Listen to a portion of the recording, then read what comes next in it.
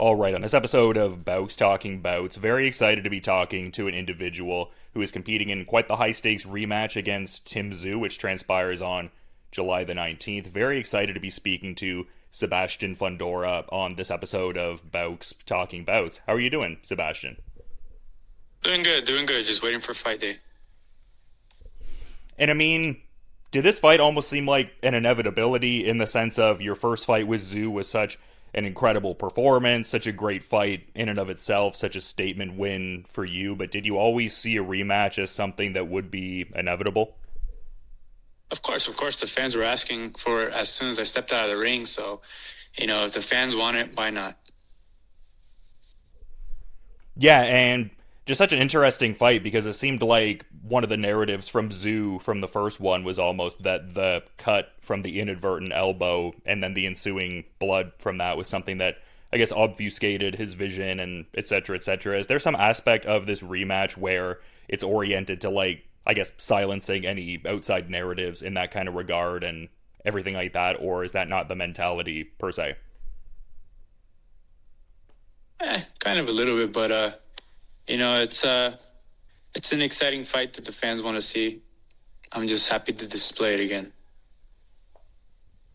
And I feel like it's such a massive stage for this to be taking place on, just as part of this Manny Pacquiao card, and your fight being the penultimate fight of the evening before he fights Mario Barrios for the welterweight championship. And it seemed like Pacquiao was someone who was an influence on you throughout your journey in fighting, so I think this would be a cool moment, I would imagine. Of course, I think Pacquiao is an icon in the sport.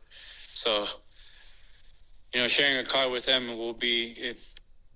I'm doing the right things. I'm doing all the right things, This fight's a mega fight. Pacquiao's a mega fight. This is a mega card. July 19th is just going to be a grand day for boxing.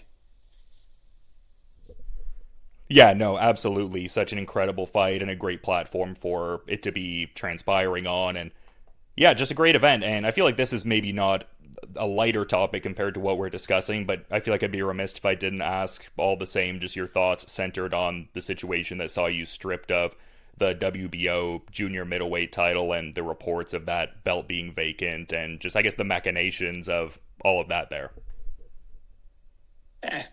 That's something I'm not even worried about, I feel the WBO didn't really want us to be the champion, so they did what they had to do. We did what we had to do, and now we have a big fight coming up next week.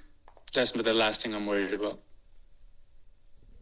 Yeah, I guess you just have to focus on what's within your immediate purview and everything like that. Of course. Yeah, it's just such an interesting landscape and everything like that. And I mean, you're doing such great things as well, but also cool to see what your sister Garbiela has been able to do, becoming the youngest undisputed champion, male or female, in boxing history. That must be a great point of pride for yourself, just that massive accomplishment that she, put forth and everything. Of course. Me and my father, my father's always working with her. I'm always seeing her train. And, seeing her do her thing in the ring and stamping to everybody that she's the best female fighter in the world right now, it's nice to see. It's nice to see because I see how much work she puts in the ring.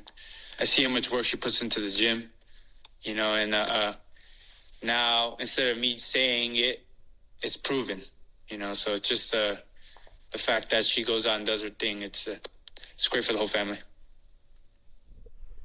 Yeah, and it looked like you guys took in a little bit of lucha libre action a bit ago. It looked like you guys were ringside at a CMLL show, and I saw you were saying, in a different life, I might be a pro wrestler. Like, what was that whole experience like? It seemed like you guys had fun. Oh, yeah, it's great. It's great. My youngest sister, Fabiola, she's a big wrestling fan right now of WWE. And, of course, lucha's a whole different world. The crowd, the way they do things is a lot different over there, but it's still just as exciting. So right now, I'm just watching all the wrestling with her, observing it all as a show, as entertainment, but also as the sport itself. So it's interesting. It's interesting. Who knows? Who knows where life takes me after boxing? I feel like I have the size for it. So maybe put on some weight, but who knows in the future? I feel like the gimmick would almost have to be that they pair you with like the shortest wrestler on the roster, and you guys are a tag team. A mini me, that'll be pretty cool. No, but I mean, it really is kind of quite telling for sure because I mean, your nickname, the Towering Inferno, speaks to it, but also just the fact that on a pound for pound level, you have just the longest reach, height, frame, just general, I guess, machinations and stuff like that. I feel like you just have such a unique style for the weight category and everything like that. Like you found a way to like really, I guess, like optimize that situation and stuff like that. Just like the approach with your reach and everything like that. Yeah. It's just I've been living my life the whole time. I'm tall. I like to fight an inside, or I like to fight an outside, whatever the case is. I think just the way how I run my life or how I live my life is just enough for the TV to grab, you know? And even the way you were talking about, I guess, taking in the performance aspects of when you were at that CMLL show, it also seems like you're cognizant of that in your own endeavors in what's ultimately legitimate competition compared to pro wrestling. Like, a lot of respect for it, but I mean, you understand. Like, it seems like the entertainment component within what you're doing is paramount too, because you could easily utilize that reach and have like a super on the outside style. And I mean, not that there's anything wrong with that per se, but it seems like you're very oriented to like engaging that exciting infighting kind of component as well, and having that as a part of your game as well. Of course. So when people see combat sports, they want to see combat, certain times you see fighters that will outbox another, and it's nice. It looks nice. If you know the sport, it looks very nice. It looks like a dance.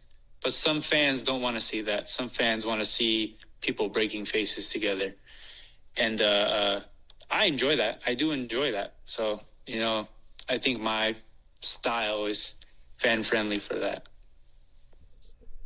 Yeah, I mean, I would definitely agree. And I've seen, like, there's been some, I guess, back and forth over the years with Terrence Crawford. Like, I saw an interview where you were saying that you don't necessarily need him per se, which is evident by this big fight you have coming up here. But I guess in bringing up his name, do you have any particular thoughts on the Canelo-Alvarez fight that Crawford has coming up? I think it's a good fight for boxing. I have Canelo, of course, but those two are at the top of the game. It's gonna be nice. Who shows up that night and who doesn't?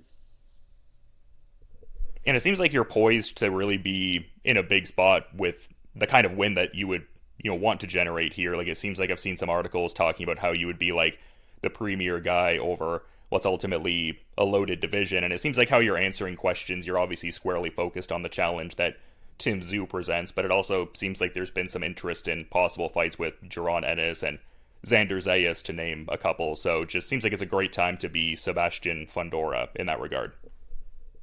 Absolutely. Everybody wants to fight Fundora right now. So after this fight, we'll see who's next. But like you said, the division's loaded, and I'm excited for it all. And I guess just one of the last things that I wanted to ask here, while being mindful of your time and the fact that a lot of other people want to be talking to Sebastian Fundora. I saw an article stating that you don't believe this rematch will go the distance. I guess within that, do you have a particular, I guess, juncture in the fight you see that happening, like a particular round or general grouping of rounds that you could see the stoppage materializing within?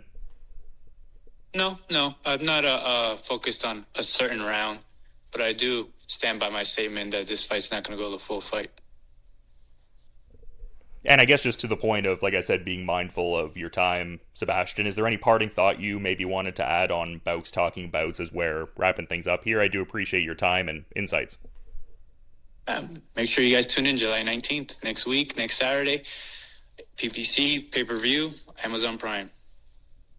Going to be an awesome rematch against Tim Tszyu, one I'm very much excited for, and anyone who saw the first fight can definitely speak to that excitement. But yeah, thanks so much for the time and insights, Sebastian. I'm excited to see this fight on July the 19th. But until then, thank you for the time and have a good rest of your day also. You too, Dylan. Thank you.